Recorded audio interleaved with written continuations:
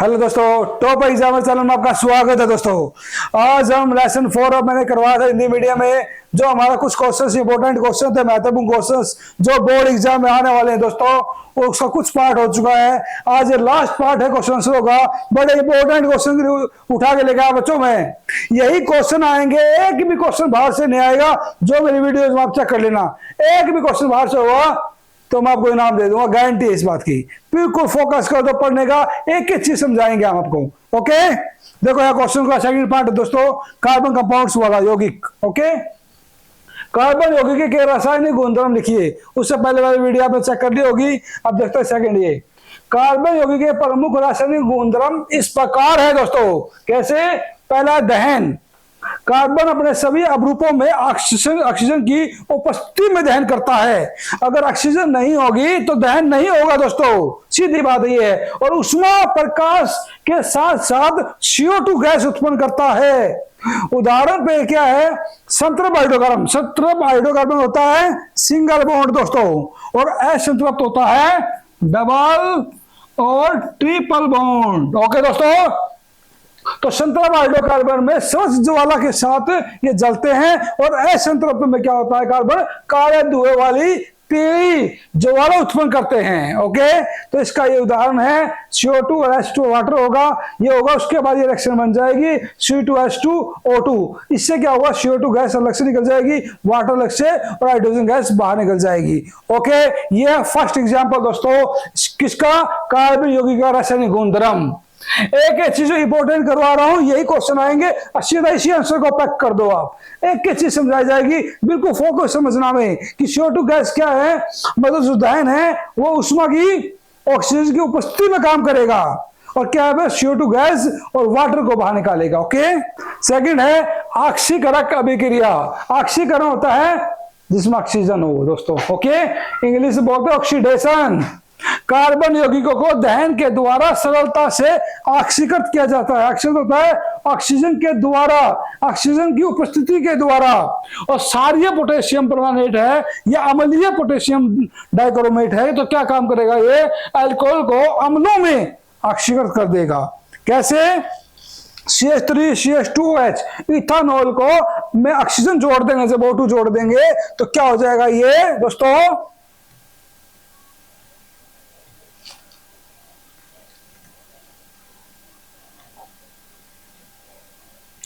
क्या करेगा दोस्तों बताना? जब इसमें हम O2 जोड़ देंगे तो प्लस तो क्या बन जाएगा? ये दैट इज इथानॉल अम्ल। एथानिल अम्ल हो जाएगा, एथोनिक एसिड हो जाएगा। ये इसे बोलते हैं ऑक्सीकरण अभिक्रिया दोस्तों।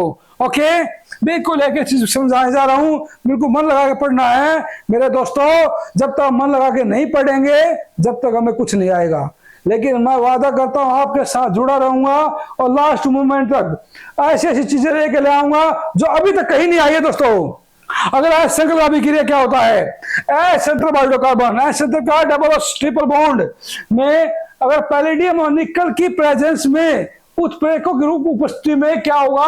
अपने साथ हाइड्रोजन को जोड़कर, संकलन क्या होता है? जोड़ना, एडिशन रिएक्शन। संकलन को क्या बोलते हैं दोस्तों? एडिशन रिएक्शन इंग्लिश में। तो ये क्या होगा? असंतृप्त क्या हो जाएगा? ऐसी अभिक्रिया जिसमें असंतृप्त अभिक्रिया का संतृप्त अभिक्रिया बदल जाना, दैट इज कॉल्ड संकलन अभिक्रिया दोस्तों। तो संतृप्त हाइड्रोकार्बन बनाते हैं ये असंतृप्त से। तो निकल उत्प्रेरक का उपयोग प्राय वनस्पति तेल के हाइड्रोजनीकरण में किया जाता है। जब वनस्पति घी बनता है तो वनस्पति तेलों में प्राय लंबी असंतृप्त कार्बन श्रृंखला बनती हैं, और जबकि जंतु वसा में संतृप्त कार्बन श्रृंखला बनती है। मतलब कहना मतलब वनस्पति तेलों में कौन सी बनेगी? क्वेश्चन आ जाए, वनस्पति तेलों में कौन सी श्रृंखला बनेगी? असंतृप्त। ओके, और क्या है?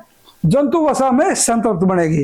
इससे क्या है? एल्कीन बनाया हमने जहां डबल बॉन्ड कार्बन से हाइड्रोजन की प्रेजेंस में हाइड्रोजन गैस के साथ, तो ये क्या बन जाएगा? सिंगल बॉन्ड में आ जाएगा। असंतृप्त को संतृप्त में आ जाएगा सिंगल बॉन्ड में दोस्तों। तो उसे हम क्या बोलेंगे? संकलन अभिक्रिया। क्या बोलेंगे? संकलन अभिक्रिया। प्रतिस्थापन अभिक्रिया क्या होता है दोस्तों? वो देखो, अब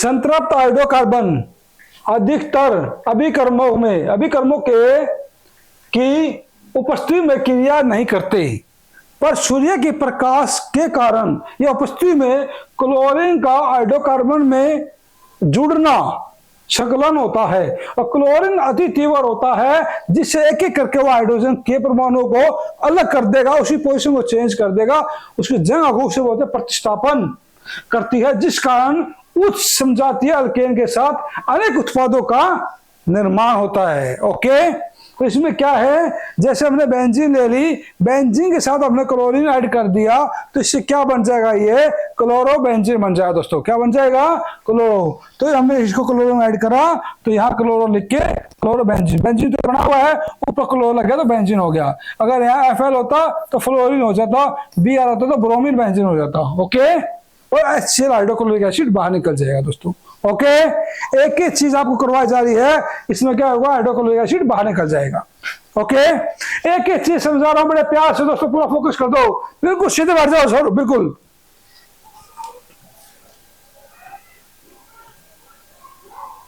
एस्टरीफिकेशन, एस्टरीकरण दोस्तों क्या होता है, अल्कोहलों के शानदार सल्फ्यूरिक अम्ल की उपस्थिति में, मतलब सल्फ्यूरिक एसिड की प्रेजेंस में जो कार्बनिक अम्ल की क्रिया से एस्टर के निर्माण की विधि को एस्टर कहते हैं। जो एस्टर बनेगा दोस्तों, उस प्रोसेस को बोलेंगे एस्टरीकरण। ओके, इसमें क्या है, ये क्रिया एस्टरीकरण का एक उदाहरण है।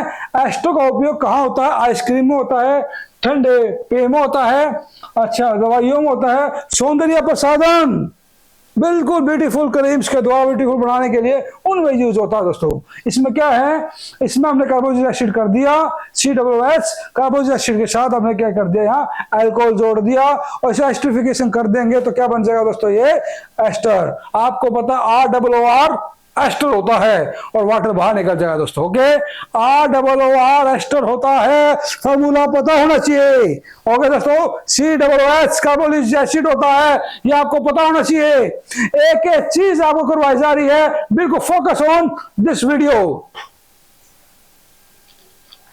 साबुनीकरण, दैट इज कॉल्ड स्पोनिफिकेशन। क्या होता है, मैंने इंग्लिश में इसलिए लिख रहा हूं ताकि आसानी हो जाए, आपको दिक्कत ना आए दोस्तों। वसा को विघटित करने की प्रक्रिया को साबुनीकरण कहते हैं। क्या इसका साबुनीकरण का कार्य है, वनस्पति या जंतु वसा में कास्टिक सोडा का 40% विलन डालकर गर्म करने से होता है। उससे क्या होगा, वसा तथा सार अभिक्रिया क्या करेंगी, साबुन और ग्लिसरॉल बनाना स्टार्ट कर देगी, ग्लिसरॉल, और ये बना, इसे बोलते हैं साबुनीकरण।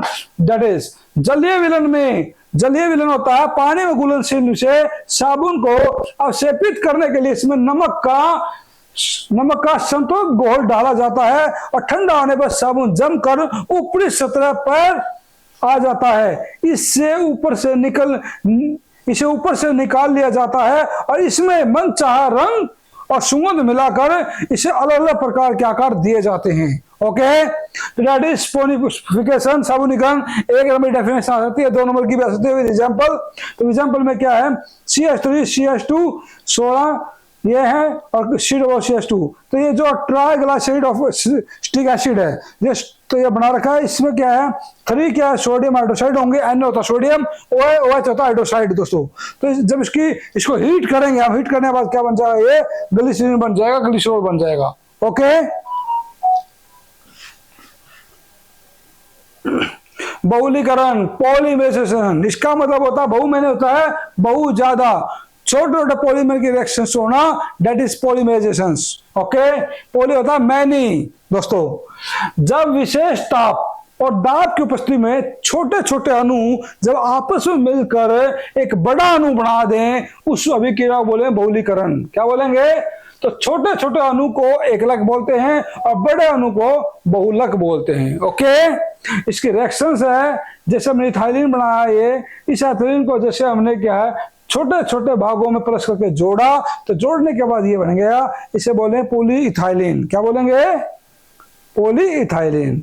ओके, तो ये पॉली हो गया मैनी, इथाइलिन क्यों हो गया, इथाइलिन से बोला क्योंकि एक एक कार्बन से जुड़ रहा है दोस्तों। ओके, ये दैट इज, तो ये समझ में आई, छोटे हम जिसको जोड़ेंगे तो इसमें एक बन जाएगा, ये पॉलीथीन हो जाएगा। ओके,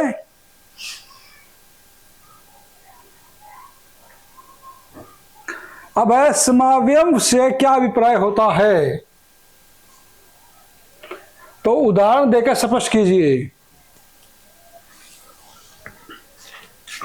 ऐसे यौगिक जिनका आणविक सूत्र तो समान हो परंतु अणुओं की संरचनात्मक स्ट्रक्चर आकृति क्या है, व्यवस्था वो अलग अलग हो, उन्हें समावयव कहते हैं। जैसे देखो यहां, मतलब इनका सूत्र क्या है, 1 2 3 4 5, 3 2 5 कार्बन है दोस्तों। तो 5 कार्बन है तो ये बन गया पेंटेन। क्या बन गया, एन पेंटेन। ठीक है। अब इसके बाद क्या होगा, जब इसी कार्बन को 1 कार्बन 2 कार्बन 3 कार्बन 4 कार्बन और 5 कार्बन, ये 5 कार्बन है, इनकी क्या है आकृति अलग होगी, लेकिन क्या सूत्र वही है। ओके, तो सूत्र वही है। कैसे, इसका क्या बन गया, C5 और H12 हो गया।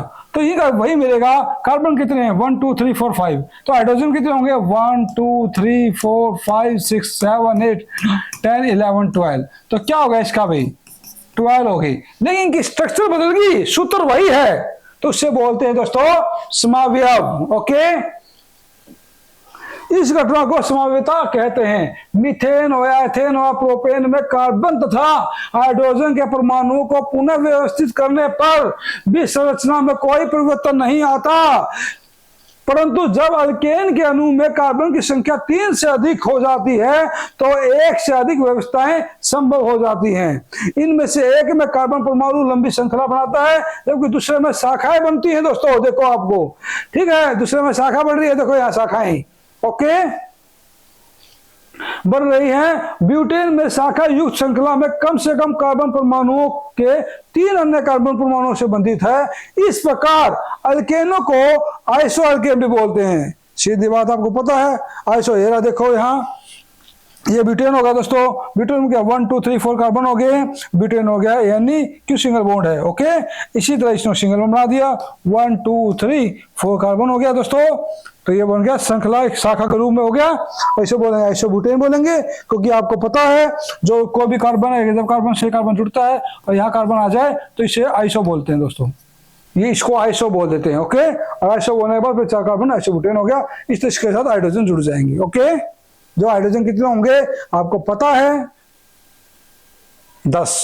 कितने होंगे, C4H10, C4 और H10, हाइड्रोजन 10 और कार्बन 4, दैट इज आइसोब्यूटेन दोस्तों। ओके, तो इसे बोलेंगे समावयव, आइसोमर्स। ओके, इंग्लिश से बोलते हैं आइसोमर्स। अब आगे हीरे की संरचना समझाइए और बताइए कि हीरा कितना कठोर होता है। दोस्तों बड़ा अच्छा क्वेश्चन है ये, और आपको समझना होगा बड़े ध्यान से। क्वेश्चन आ जाए कार्बन के 3 अवरूप कौन से होते हैं, तो कौन से होते हैं, हीरा, ग्रेफाइट और फ्लोरीन, तीनों होते हैं। क्वेश्चन आ जाएगा कार्बन के अवरूप कौन कौन से हैं, तो 3 में से आ जाएगा, और लास्ट में आ जाएगा सभी, तो तीनों आ जाएंगे। हीरा भी है, ग्रेफाइट भी है, फ्लोरीन भी दोस्तों। ओके, अब हीरे की प्रत्येक कार्बन परमाणु नियमित चतुष्फलक। क्वेश्चन आ जाए हीरे की रचना कैसी है, तो यह आ जाएगी चतुष्फलक है। कैसी है दोस्तों, चतुष्फलक है कि केंद्र में स्थित रहता है, और यह संयोजक बंध द्वारा उन 4 कार्बन परमाणु से बंधा रहता है जो चतुष्फलक के चारों कोनों पर स्थित होता है।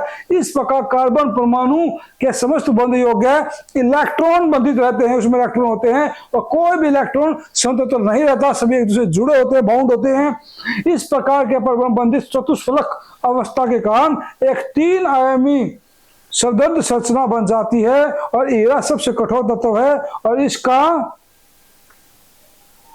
तत्व अति उच्च है। ओके, और इसकी रचना क्या होगी, देखो यहाँ ये आपस में जो बॉन्ड बने हुए हैं दोस्तों, ये स्ट्रॉन्ग बॉन्ड होते हैं आपस में। एक कार्बन एटम से दूसरे कार्बन एटम में बहुत ही बॉन्ड है, जो बाबंद है वो मजबूत होता है।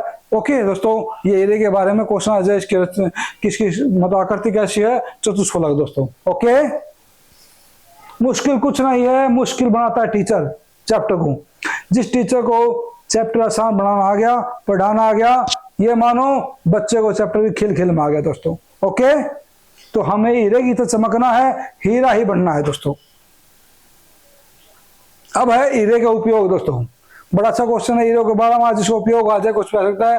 हीरा सबसे कठोर पदार्थ है, इसीलिए इसका उपयोग दूसरे पदार्थों को काटने के लिए किया जाता है। क्वेश्चन लिख सकते हो कि हीरे का उपयोग दूसरे पदार्थों को काटने के लिए किया जाता है। है इसकी अद्वितीय चमक के कारण इसका उपयोग आभूषण को बनाने में, सीधा लिख सकते हो इसका उपयोग आभूषणों को बनाने में किया जाता है, ऐसे लिख सकते हो आप ओनली। ऐसे इसका उपयोग पृथ्वी की चट्टानों में छिद्र करने के लिए भी किया जाता है। अच्छा, नुकीले किनारे वाले हीरे शल्य चिकित्सा की आंखों से मोतियाबिंद हटाने का काम भी करते हैं दोस्तों।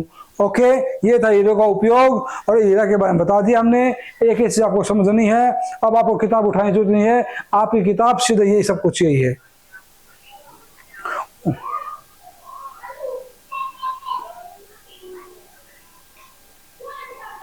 अब आ गया दोस्तों ग्रेफाइट की संरचना लिखिए और उन्हें बताइए ग्रेफाइट इतना मुलायम क्यों है। अच्छा क्वेश्चन है, बहुत बढ़िया। आपको बड़ा ध्यान समझना होगा दोस्तों, रट्टाफिकेशन हमें नहीं करना है। ग्रेफाइट की संरचना, ग्रेफाइट में प्रत्येक कार्बन परमाणु केवल 3 पड़ोसी कार्बनों से जुड़ा होता है और संयोजी बंधों द्वारा जुड़ा होता है। यह षटकोणीय जाल की, इसकी कैसी होती है स्ट्रक्चर, षटकोणीय दोस्तों। कैसे, उससे चतुष्फलकीय था, इसे षटकोणीय जाल की परतें बनाता है। हीरे की तुलना में ग्रेफाइट में कार्बन परमाणुओं के बीच की दूरी अधिक होती है। हीरे में जो क्या है परमाणु की दूरी बहुत कम थी, इसमें दूरी थोड़ी अधिक होती है। ऊपर नीचे की परतों की इस दूरी के कारण विपरीत परतों में स्थित कार्बन परमाणुओं के मध्य जो संयोजक बंध बनाने की संभावना है वो समाप्त हो जाती है, जिससे क्या है चौथा इलेक्ट्रॉन स्वतंत्र रहता, आजाद रहता है और ग्रेफाइट की ये परतें एक दूसरे के ऊपर आसानी से फिसल सकती है, जिस कारण ग्रेफाइट में स्नेह गुण होता है, मतलब आपस को अट्रैक्ट करने का गुण होता है और यह स्पर्श करने में मुलायम और चिकना अनुभव होता है। ये है ग्रेफाइट की स्ट्रक्चर दोस्तों, जो ऐसे बने हुए हैं। तो इसमें कार्बन कार्बन के बीच में दूरियां होती हैं, ये चीज दिखाती है। ओके,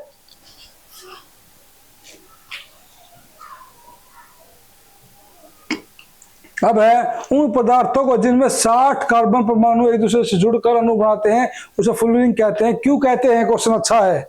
जिन पदार्थों में 60 कार्बन परमाणु एक दूसरे से जुड़कर अणु बनाते हो उन्हें फ्लोरीन कहते हैं।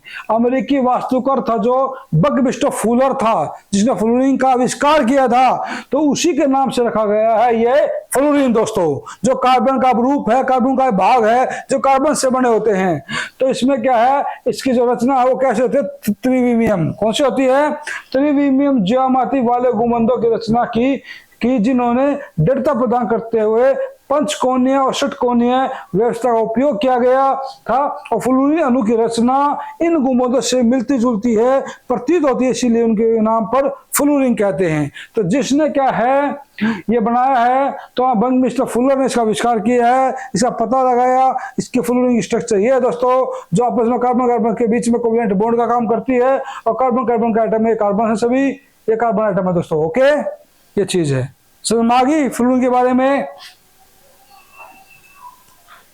अब आ गया संतृप्त और असंतृप्त कार्बन यौगिकों में से आप क्या समझते हैं।